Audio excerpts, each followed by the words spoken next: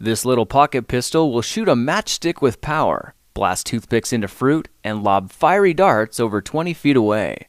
In this project, we're turning your boring old clothespins into a powerful arsenal of desktop weaponry.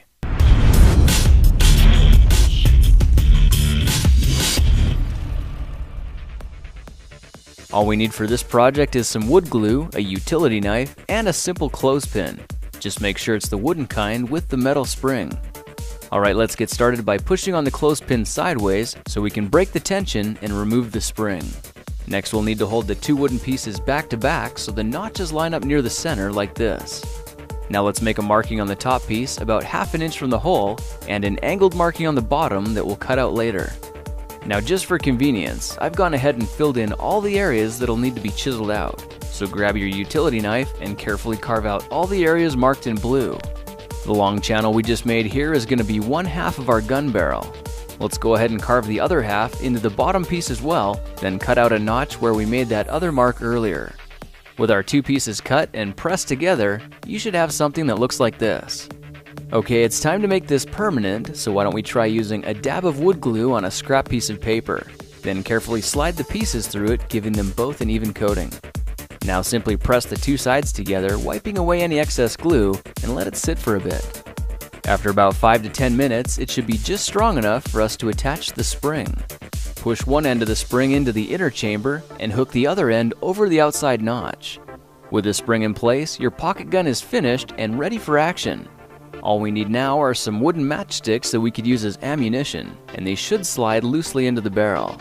You can see that as we continue pushing the match, the gun cocks itself automatically and is instantly ready to fire. You can hold it just like a little pistol, and when you're ready to shoot, simply pull the trigger. It's amazing to see just how much power is stored in the spring.